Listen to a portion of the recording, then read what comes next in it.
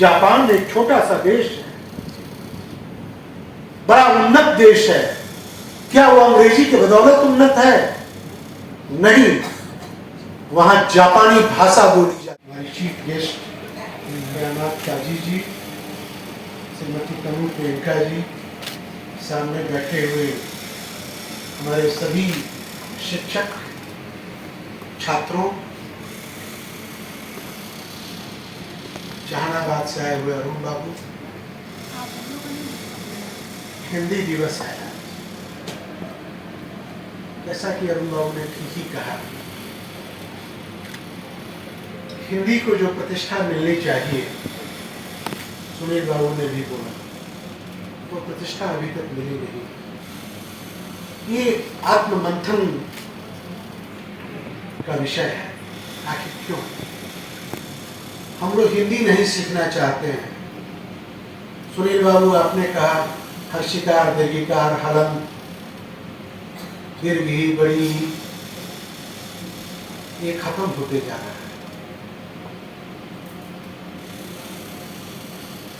लेकिन उसके बावजूद भी हिंदी खत्म नहीं होगी।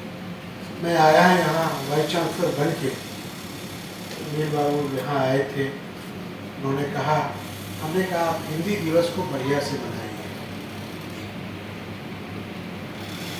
और मैं समझता हूँ कि आज हिंदी दिवस इस रूप में विभागाध्यक्ष जी को मैं धन्यवाद देना चाहता हूँ। हिंदी क्या है? भाषण तो बहुत होंगे, लंबे चौड़े भाषण हम भी लेकर के जाएंगे और लोग भी देंगे, और लोगों ने दिया है। लेकिन हिंदी के दो साक्षात हस्ताक्षर यहाँ बैठे हुए हैं, कयानात काजी जी और तनु प्रियंका जी। एक फिल्मों के जरिए, सोशल मीडिया के जरिए, और एक कयानात मैडम अपने टीचिंग और पूरे देश में घूम करके हिंदी को बढ़ाने का जो काम कर रही हैं, इन लोगों के रूप में यहाँ आने से हमारे विश्वविद्यालय की प्रतिष्ठा बढ़ी है। हिंदी दिवस हम देख रहे हैं अमूमन होता क्या है। सबसे बड़ा सवाल ये है कि हिंदी पीछे क्यों है? आजादी के 77 साल हो गए, लेकिन आप हिंदी के सुधी पाठक, हिंदी को समझने वाले, हिंदी के स्कॉलर बैठे हुए हैं। सत्ता और सरकार, ये बात मुझे कहनी नहीं चाहिए, सत्ता और सरकार हिंदी को समझने वाली है आज देश में, तो भी हिंदी पीछे क्यों है? ब्रजेश बाबू, विनय बाबू, हिंदी पीछे क्यों है? सुनील बाबू, आपने कहा कि विश्वविद्यालय में हिंदी का प्रयोग होना चाहिए। लीगल अफेयर को छोड़ करके सारे पत्रों का संपादन हिंदी में अवश्य हो।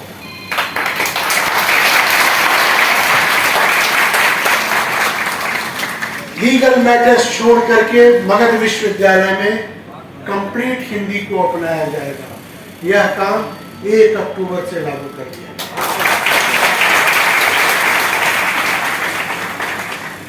हिंदी को हम भूलते जा रहे हैं, छोड़ते जा रहे हैं। अरे भाई क्यों? राष्ट्रभाषा है, राजभाषा है, उससे भी बड़ी बात वो हमारी मातृभाषा है। अंग्रेजों ने अंग्रेजी के बदौलत पूरे विश्व में राज किया।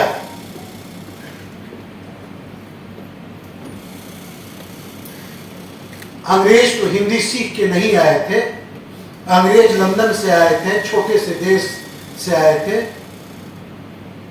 उन्होंने अपने अंग्रेजियत के बदौलत हिंदुस्तान, पाकिस्तान और बांग्लादेश पर राज किया।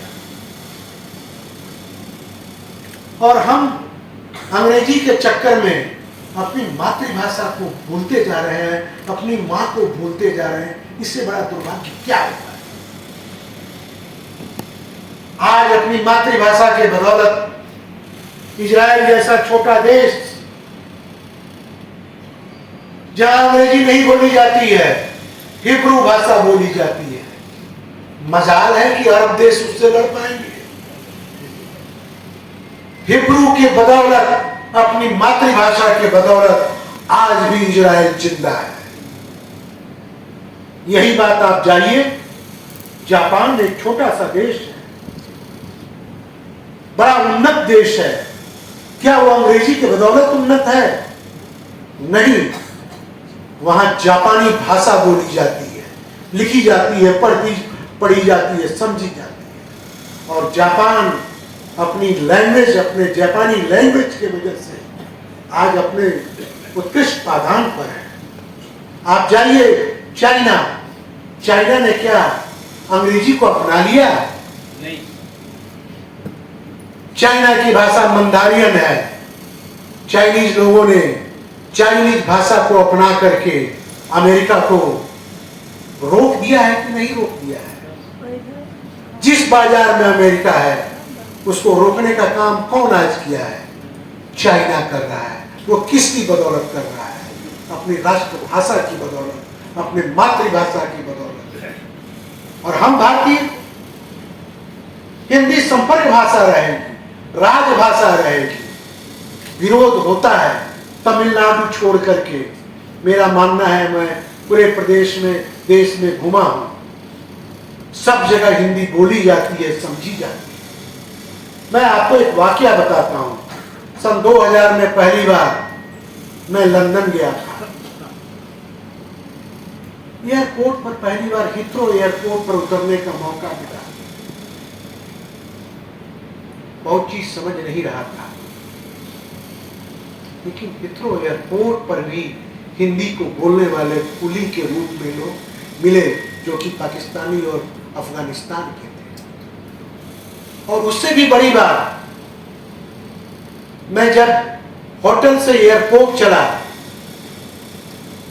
तो गाड़ी, अंग्रेज गाड़ी चला रहे थे, लेकिन उन्होंने शकल सूरत से उनको लगा कि मैं हिंदुस्तानी हूं। उन लोगों ने हिंदी गाने लगा दिया।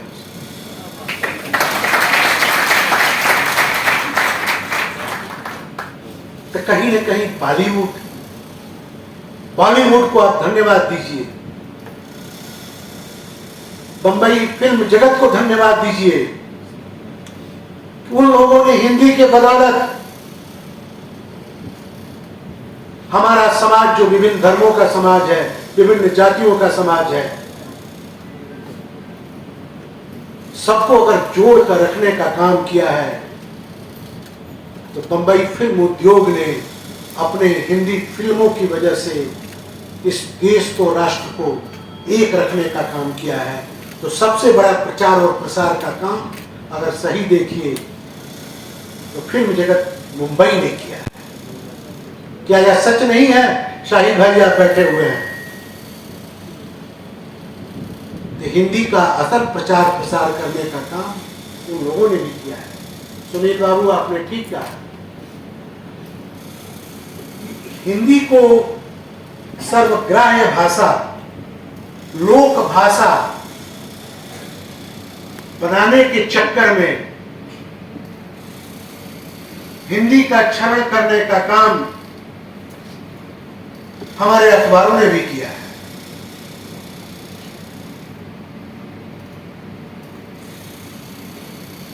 आवश्यकता इस बात की है, हिंदी में हिंदुस्तान बसता है, हिंदी में भारत की आत्मा है।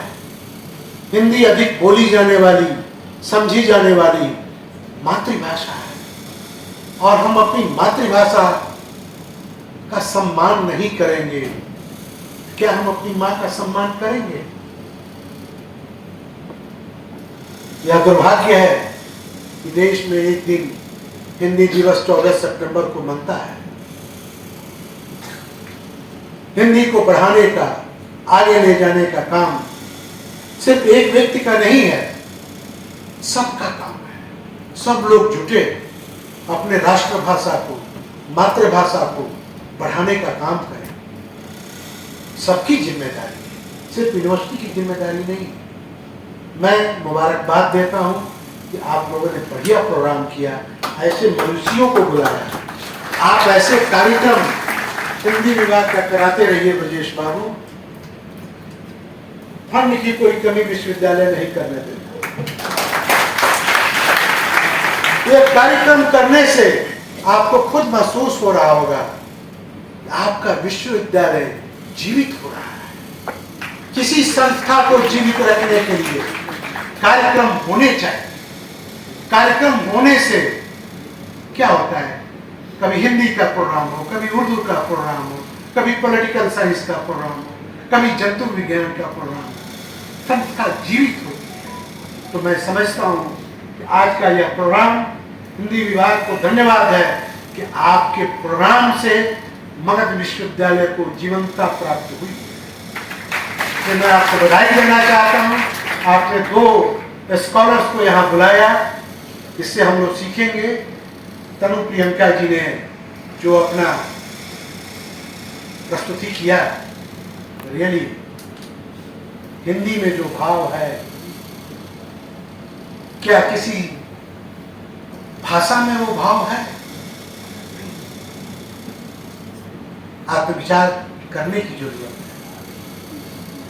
जब ये नदिया का पार गा रही थी तो क्या लग रहा था? भारत की आत्मा जीवित हो रही है। भारत के गांव में क्या होता है, भारत की सोसाइटी में क्या होता है। आज आवश्यकता इस बात की है, हमारे छात्र यहाँ बैठे हुए हैं, स्कॉलर्स बैठे हुए हैं।